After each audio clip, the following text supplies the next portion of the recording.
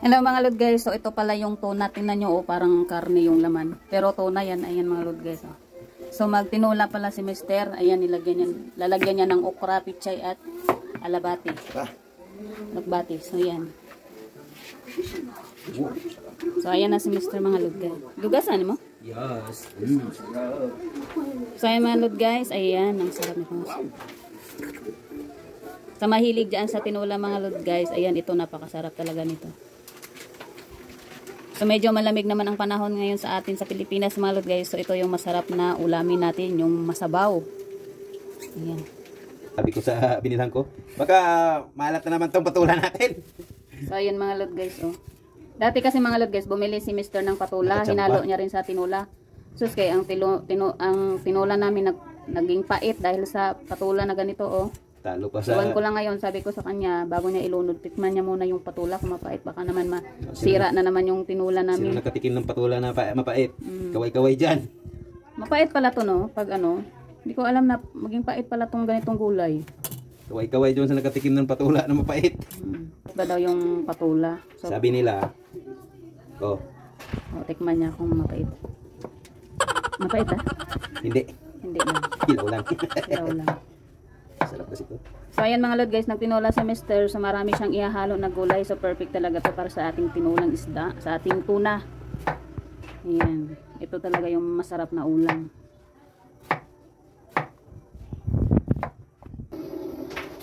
Oh, kaway-kaway sa mahilig kumain ng gulay mga lod guys. So kami talaga is mahilig kami sa gulay. Kaya yung anak namin mahilig na rin sa gulay. Kasi nasa atin na yung magulang kung hindi natin sanayin ng ating mga anak na hindi pa kainin ng gulay. Dati kasi mga lod guys, yung anak namin na si Damolski, namimili din niya ng gulay. Kaso kailangan namin puwersahin para kumain ng gulay. So nasanay na nga siya. So ayan yung mga ihahalo ng aking Mister. Ayan. Yan pa. Yan ay may tanglad, luya, sibuyas. Ayan. Sili pa lang, di ako nakalimutan sili. Nakalimutan daw ni Mister ng sister ang ating patula. Sana hindi yan mapait. Sa tinikman naman ni Mister, hindi naman daw mapait kasi nakaraan hirap ng kumain, tinula, mapait dahil nga sa gulay. Saan ang anak natin? Saan yun?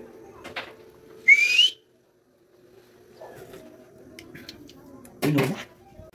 So ayan na mga lod guys, nilunod na ni Mister ang dahon. Asin. Tuna, green na green. Tuna. Sana yung green. Karni ng tuna. Parang baboy talaga, oh. Kala mo baboy sa mga lod guys, oh. Pero tuna lang yan na isda. Ayan, oh. Para siyang baboy din, oh. Karni na kasi ito. Tuna kasi. Ayan. 400 kilo niyan. Yun, kain na na. Ayan tayo. Ayan, oh. Ang kanin namin mais. Tinula. Tapon. Sarap ng sabaw. Karne ng tuna. Karne ng tuna. Sarap pa ito. May ano din. Tuyo.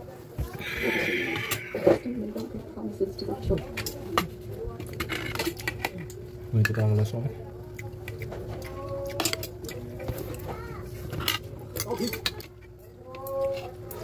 Gulay. Gulay, oh. May okra dyan.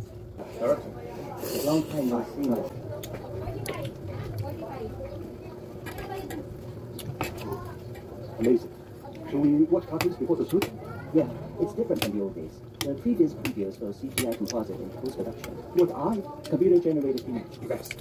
Who's fast? They're doing test runs. So you guys won't fall? Hey, honest guys. And here's one thing. Don't worry. Thanks for watching. We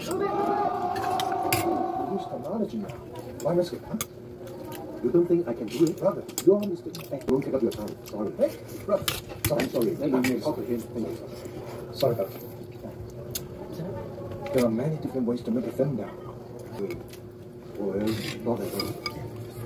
brother, one more. All in your life, not in there. Away. What is stuff? I regret it forever. Do it for you.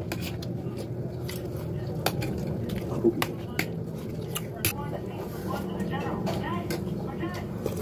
I can't skip it.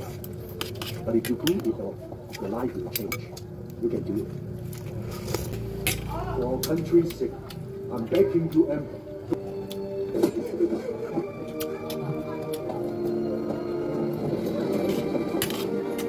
Buti na lang hindi papait yung patulan.